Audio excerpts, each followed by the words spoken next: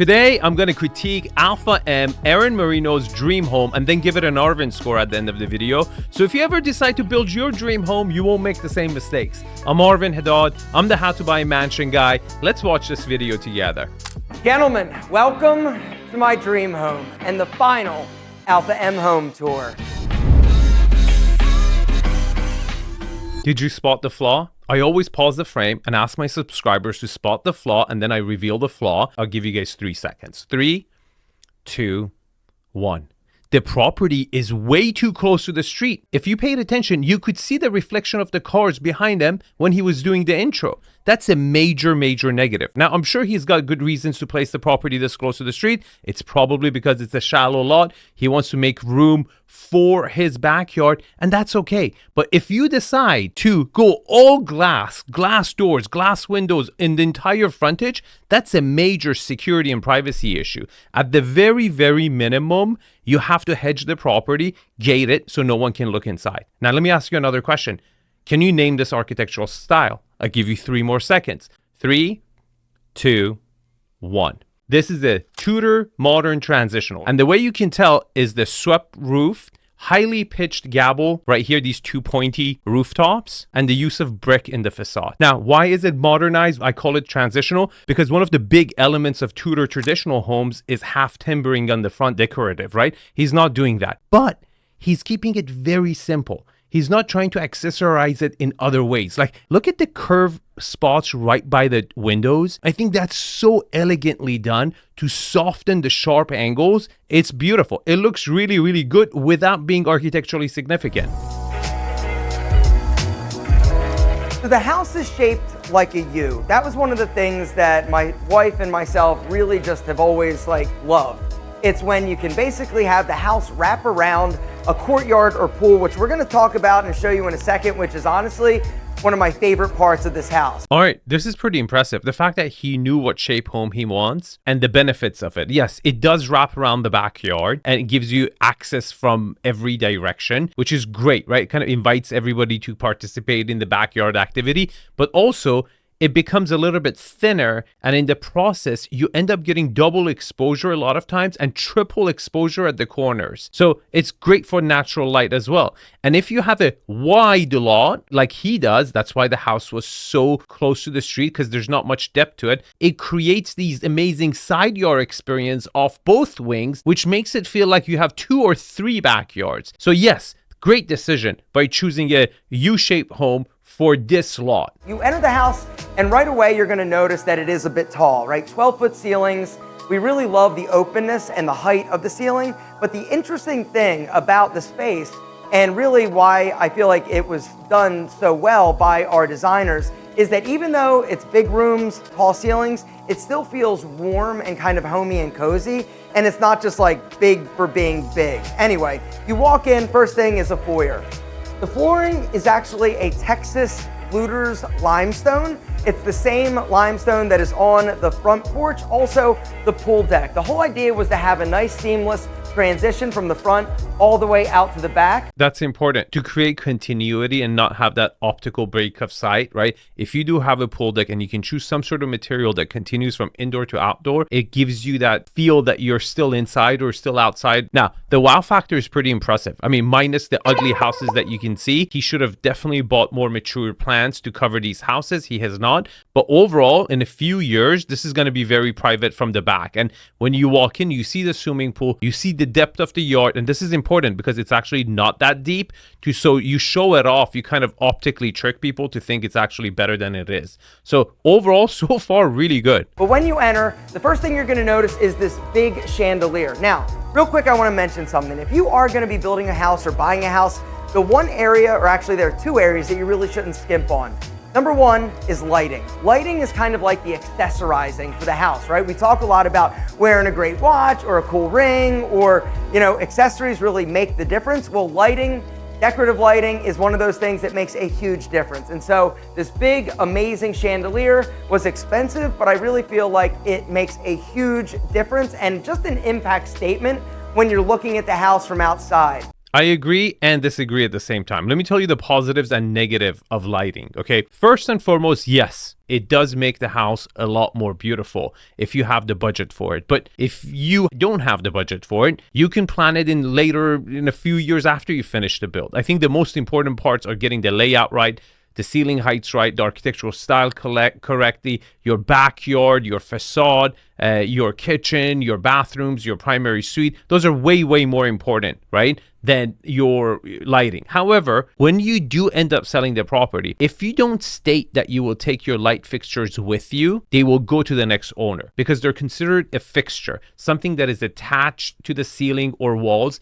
goes with the property to the next owner. So if you even decide to take these light fixtures out, when you do sell it, you have to tell your real estate agent to make sure it states it in the MLS, in the listing, that the light fixtures do not come with the property, or at least selected ones that you want to take with you don't come with the property. Anyway, you come in past the foyer, you're going to be in a nice little sitting room. The space is just kind of bright, open, and kind of cozy actually, with the big shag carpet, these nice velvety chairs. And the one thing you're really going to notice, and the thing that I feel makes a huge difference when it comes to furniture, is texture.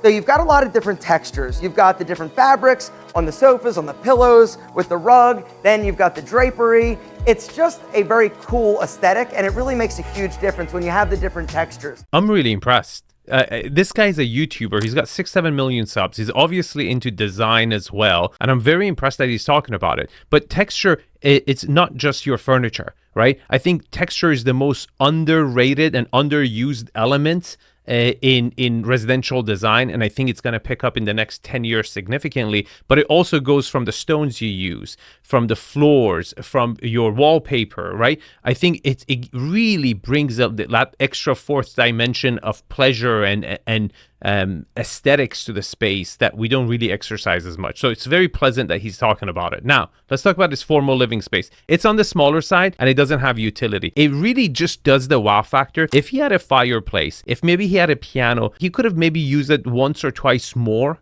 in the year. Even for his Christmas, when he's setting up his Christmas tree, you're not going to have that fireplace over here, which is a negative. But overall, the wow factor is fantastic. I think so far, not too many mistakes.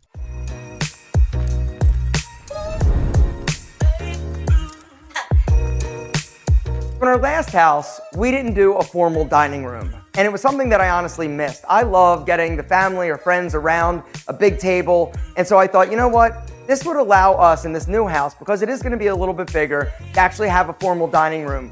We included a really sexy limestone cast fireplace, which you turn it on in the winter when it's cold, and it just adds a nice ambiance, and it's just kind of sexy and cool. You leave the dining room and you enter the bar area. The bar area also opens up to the pool, which is convenient, but this bar, absolutely love it. You've got this really cool single round light. You've got the round table that looks like a cast concrete, and then the bar itself is actually curved, similar to the front of the room in the dining room. And so the cabinets are actually curved. I love these brass inlaid shelves that have the lighting. Just something different, right? It's all just a little bit different and sexy, and I love it.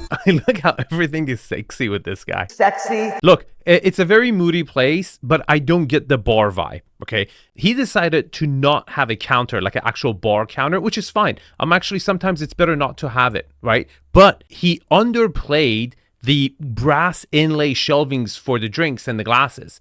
Like, this could have been significantly bigger on both sides to really make you feel like you're in a bar. It just doesn't give me that vibe. So now you're entering the heart of the home, as they say.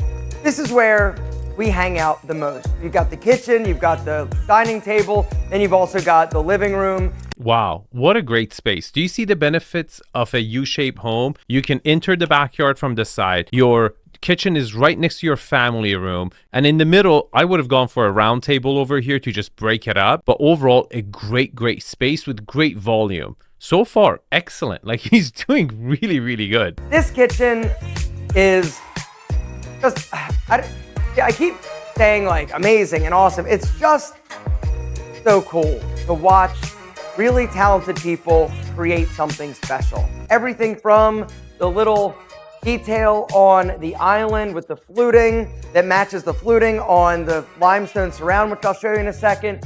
But this whole console, this wall with the microwave, the 2 ovens, the steam oven, and then you've got the giant backsplash, which is marble. You've got the big hood, it's brass, stainless steel. You've got the wolf range. I think one thing he's not mentioning here is the texture of the counters. I can't tell from the video, but it's either tumbled or leathered finish, which gives you that rougher surface, right? Which feels good when you touch it. It just feels so much better and it's not so shiny. Again, I think he's done a really, really good job. So far, so good. And I'm not even a big fan of grays, but by choosing the right palette, right lighting, and the stones he's picking and matching it with brass and stone, it's just a very pleasant palette, even if you don't like it. You've got drawer, freezer down here in the island. And then right here is the refrigerator. The refrigerator, everybody like walks in and is like, where's your refrigerator? It's here. It's got a mirror. It's got this brass mesh. And it's just big, cool, sub-zero fridge. Okay, mesh over mirror. I'm not a big fan of that. But he seems to really like texture. You can tell he's touching everything. He's a touchy-feely guy. And he loves it. He's digging it, right? This room is my favorite room of the house. It just turned out really well. It's not because I picked good stuff, it's because my designer and my architect and the team really did a great job, all right? So, thing you're gonna notice when you come into this room is that TV is freaking gonna break your neck. Placing the TV that high is bad for your neck, man. What the hell are you doing? Like, you're gonna be watching like this the whole time? Thing you're gonna notice when you come into this room is, number one, we've got 14 feet in terms of ceiling height here. We bumped it up a little bit. And then this is really kind of a piece of art in and of itself. It's a cast limestone surround for the fireplace that has these like flutes in it. Just beautiful. You know, floor to ceiling, it's very dramatic. Okay, the fluted back wall is great. But why did you bump it up, Aaron? See, there are 2 areas in the house where you can actually get away with lowering the ceiling. And that's your family room and your kitchen. You could purposely do the opposite to make it more moody, to make it more homey, to give that comfort. You see, lower ceilings are almost never good, only at places where you want to feel more protected. So I'm a little bit surprised you would raise it and maybe acquire more cost in doing so.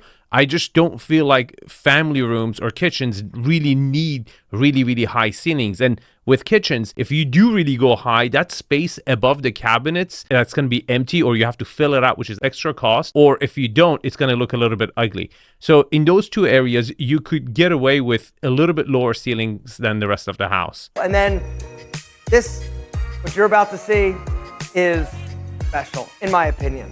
All right, we've got these giant metal sliding doors out to the porch.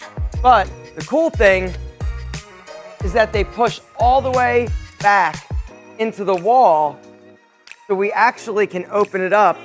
And so you've got this incredible open space.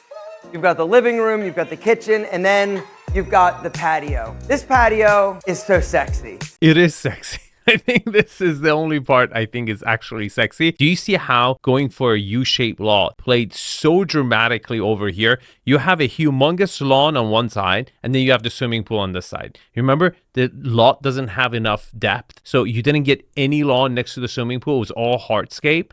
But having this U shape, it gives you this room where you have triple exposure, natural light coming from every direction. Really, really good. The biggest concern here is still privacy, other houses looking in, but that's going to be fixed by time.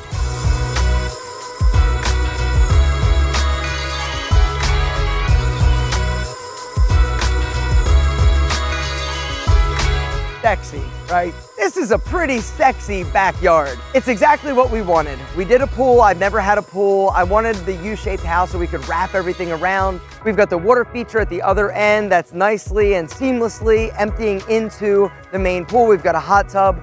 This space, when you're back here, is just tranquil. You hear the running water from the water feature. You've got all this lush landscape around, and that's something else I just want to mention. Do not skimp on the landscape. Then why did you, bro?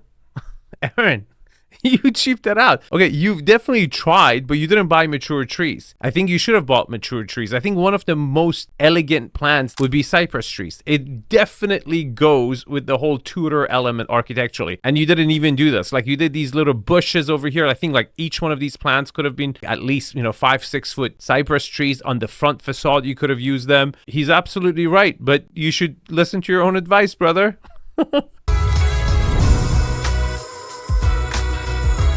Now let's go into the other side of the house. First stop is my office. Right off the foyer, you come in, once again, the mood is kind of dark. It's basically a transitional style, which is characterized by a blend of modern elements with classic elements. All right, so the office is fantastic. It's great.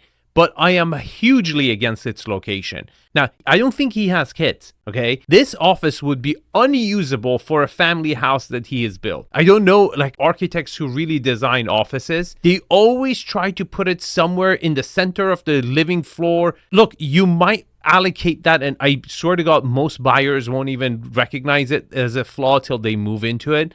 I personally favor an office tucked away in a corner of the house away from everything else than an office in the center right next to the front door, next to the foyer. I can't get work done. I have to be so far away from the family and the kids so no one interrupts me. I can focus on what I'm doing and keep that separation. Otherwise, I don't feel like it's usable. In his case, I'm sure he can use it because he doesn't have any kids. If he did, I think it would be a nightmare. We decided to do pocket doors, so if I ever had a meeting, I could actually close the doors and be isolated, or if I'm on a phone call and I'm being loud. It's not going to cut it. You're going to hear footsteps. You're going to hear people knocking. I'm sticking to my guns, okay? I'm not a fan. Then across from my office, we have a powder room with a motion sensor to turn the lights on because we ended up having to flip the door around and the light switch had to move. Anyway, problem number 737. All right, so here's the deal. This is incredible. It's a giant marble stone. It's actually not marble. I don't know what type of stone, but it's a stone sink. It's floating. I really love the brass fixtures and faucets.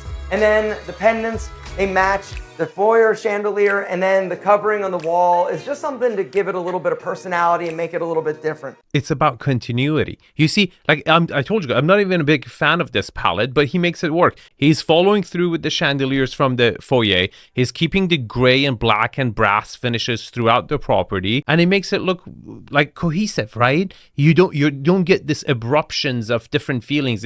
It's calming to you. It's great. Fantastic execution of continuity over here.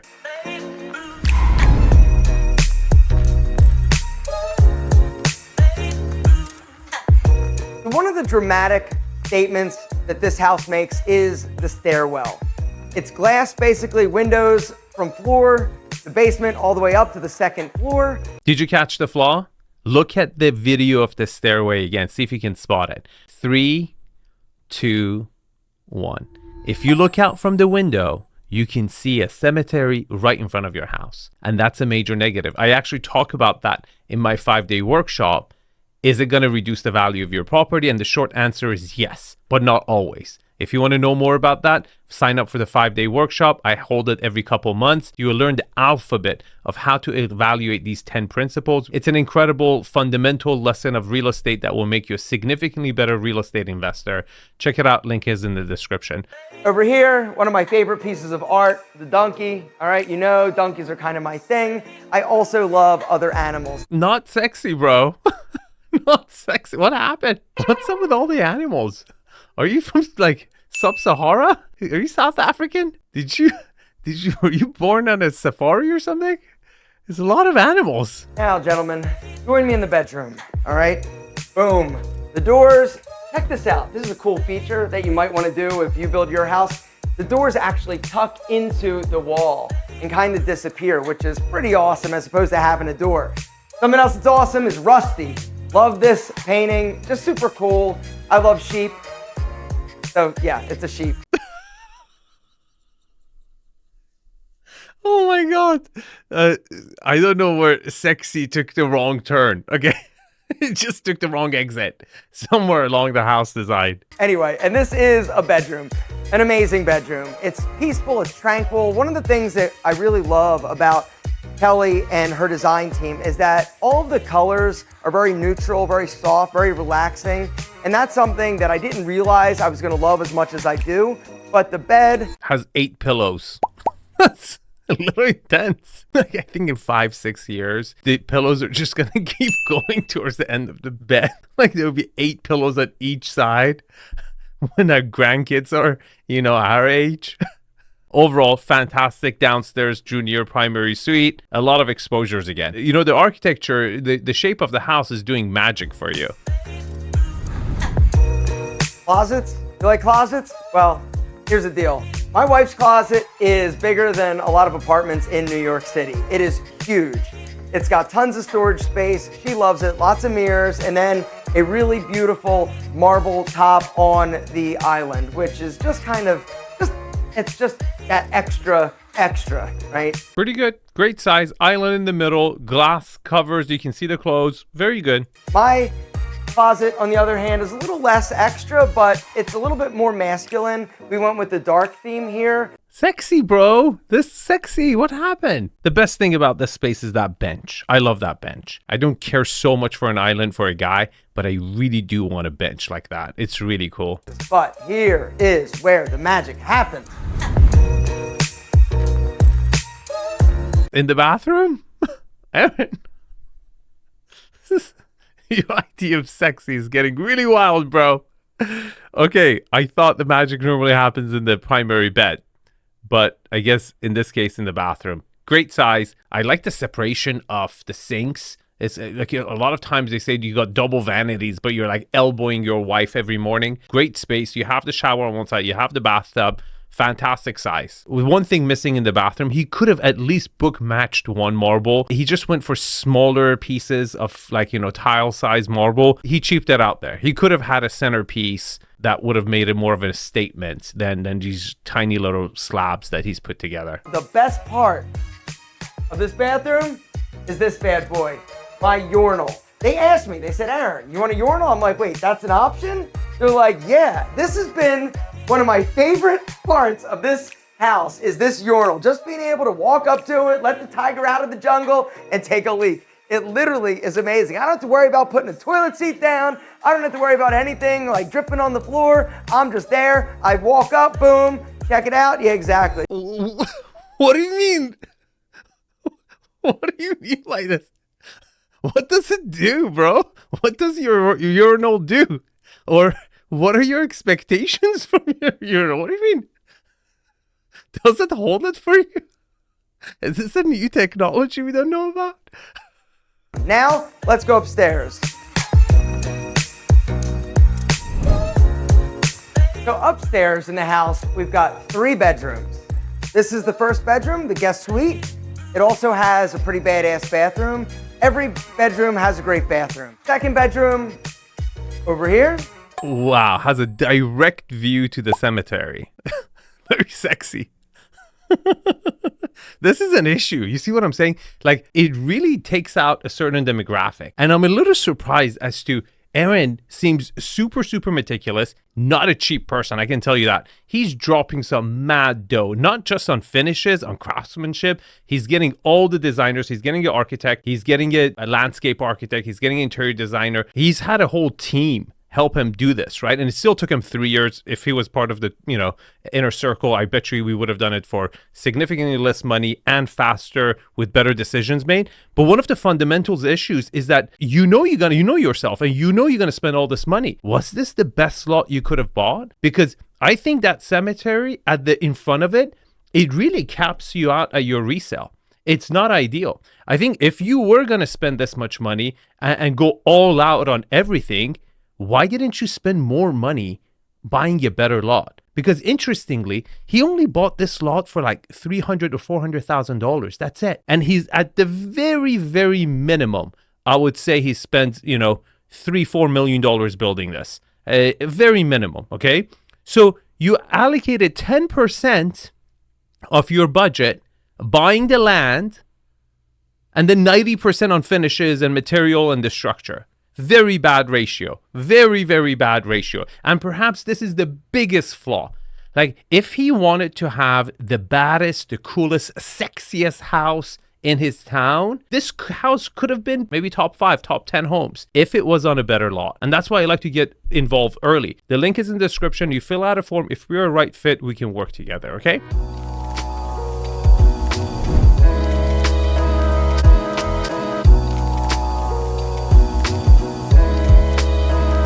This upstairs space is one of the things that surprises people so much when they come and get a tour. It's not expected.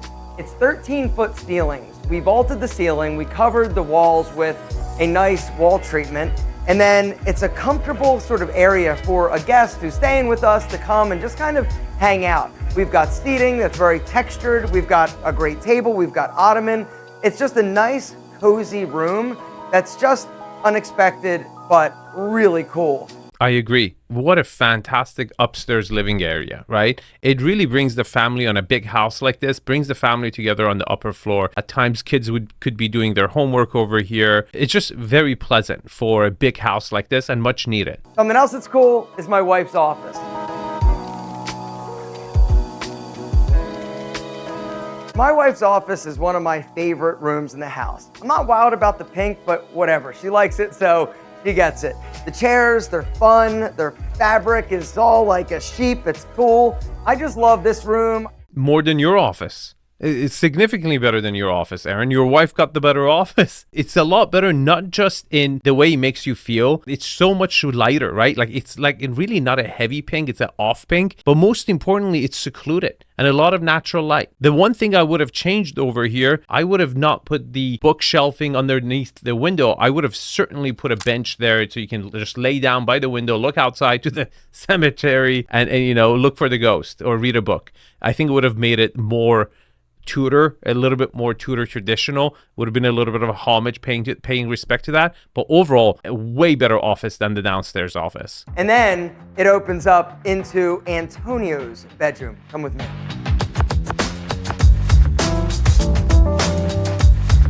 So this is the biggest bedroom in the house. It's huge. It has our old furniture from our last house, but it's a huge room. The ceiling height is like 12 feet. It's just massive, but it's awesome. I love this room so much. The bathroom is also cool, classy. Great. So I think technically 3 or 4 bedrooms upstairs, really good. Enough bedrooms everywhere, good bedroom distribution. The layout so far is really, really good.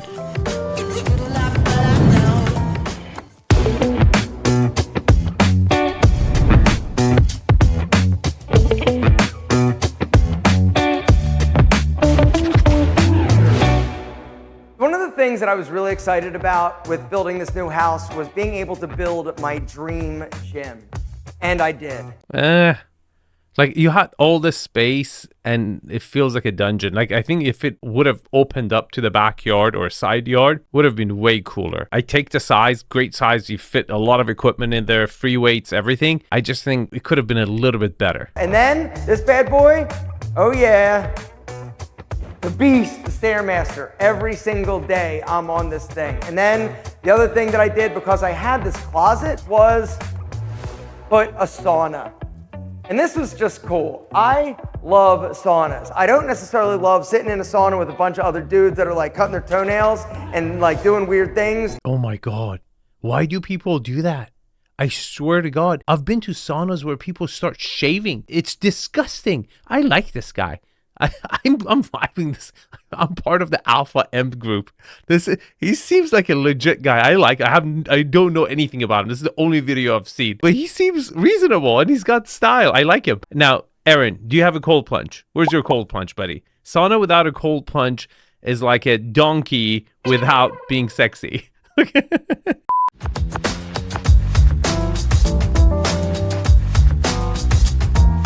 So this room doesn't get used as much as it should. It's so sexy. Dude, this is the only space I would say sexy so far. You overused the sexy term in the entire house, but this is sexy. This is a sexy bar media lounge. Very cool. Very, very cool. The real showstopper is this giant arched window and door.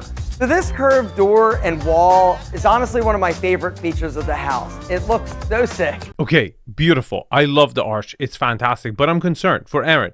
for not using that space because it's a magical place. It's really the only part of the basement that is really not a basement because it opens up, and it hurts my feelings when he's not spending time over there. And the main problem is his arrangement. The way he's put that wine bar or wine cellar at the end of that wall, that should have been the screening room for his media room. It's really not a media room. It's a bar with a couch sitting sideways to the TV has on this wall. He should have had a proper movie theater screen instead of that wine cellar, which really didn't do anything for me, and have the bar right behind you. Otherwise, if you're not using this, bro, turn this into your office. This is as sexy as a man office could get. Okay, let me give you guys an Arvin score. But before I do that, if you want to have 12 months of support from buying, designing, remodeling, selling all your residential needs, not just for one property, your entire residential portfolio, I'm here for you. Fill out the application below. I would love to support you during all that whole process. Okay. Now let's give it an Arvin score. Location. I'm going to give the location 7 because it's in front of the cemetery on a busy road. It's just not ideal. I think if he would have pulled the location 1 street, 2 street back and just really spent the time finding that one special lot, or maybe in his case, 2 special lots to combine, and even overpaid, even like found a lot that was maybe worth, $500,000, and he would have overpaid by $200,000.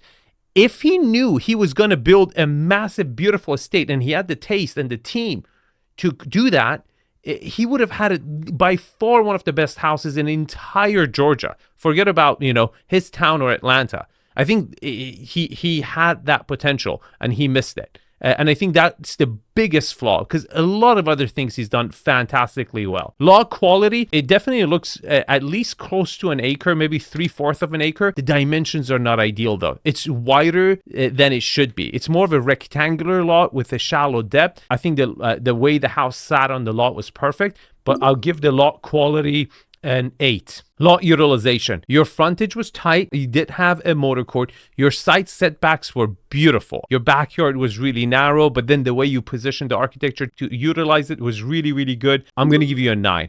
Privacy. Look, if you hedge this, you could get close to 10, but you're too close to the street. You're still going to have that exposure. And for that reason, I'm going to give you a 5.